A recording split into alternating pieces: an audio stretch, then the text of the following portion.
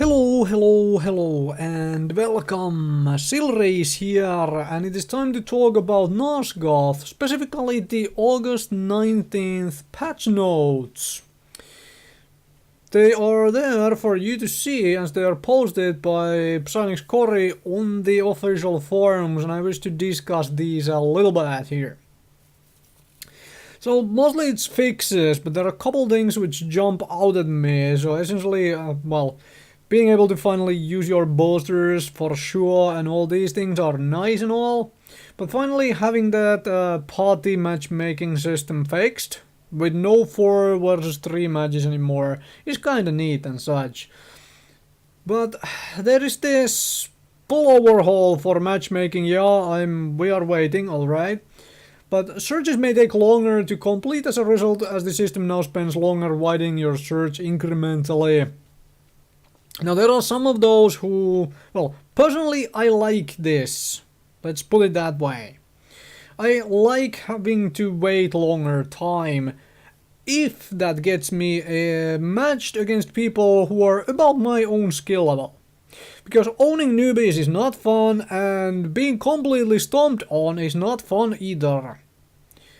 Owning absolute newbies can be fun for a game or two, but really, it gets boring. So let's say that since you can do this, can you give us a checkbox as well, please? To be able to simply say, I do not want this feature on. So if those of us who really want into games as fast as possible and don't give a damn how one-sided those games are, can get there, that would be really nice. Right? And in the future, for release and whatnot, hopefully more checkboxes or sliders or something to let us control just how this thing works, instead of simply it always being on. Because, giving options is good, right? Parties and playlist level requirements, that is fantastic news, right? Because, no one wants a level 40 in that level 2 match in the, new recruit play and whatnot. So that is at least awesome. It's very nicely stated here.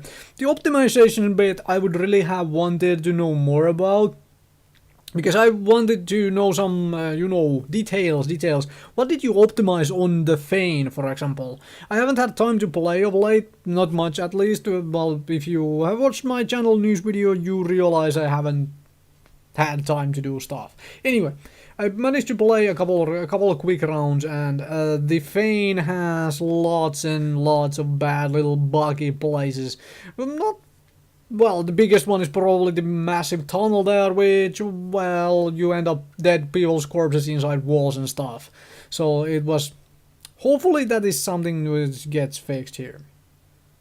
Some animation fixes, but this is a big annoyance of mine, this one last bit here in the perks and item statistics. Cooldown reductions on items is fine, and a cooldown reduction on the 2 perks is fine as well. If that is how you feel, it should be.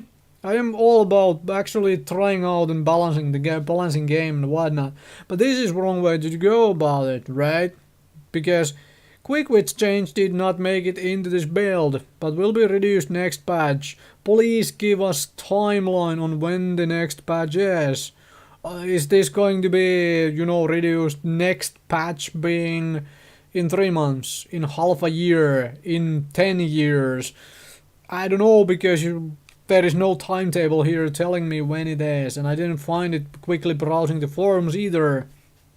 So, essentially, humans have the better cooldown perk now for whenever the next patch is.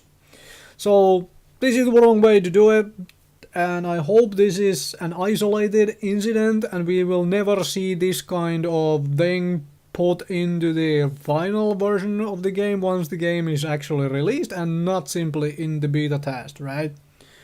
Because right now you have nerfed the cooldown reduction on vampires, but you have not nerfed it for the humans.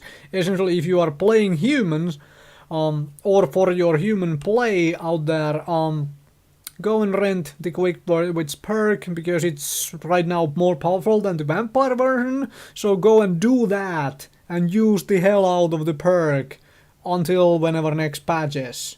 And hopefully by doing that, the developers also realize that if you are going to nerf them, you need to put the nerfs in the same patch or not put them in at all, right? I hope you realize my point here, and I'm hoping this is an isolated incident, but if there is more of these things showing up in the near future, then something is really, really wrong, right?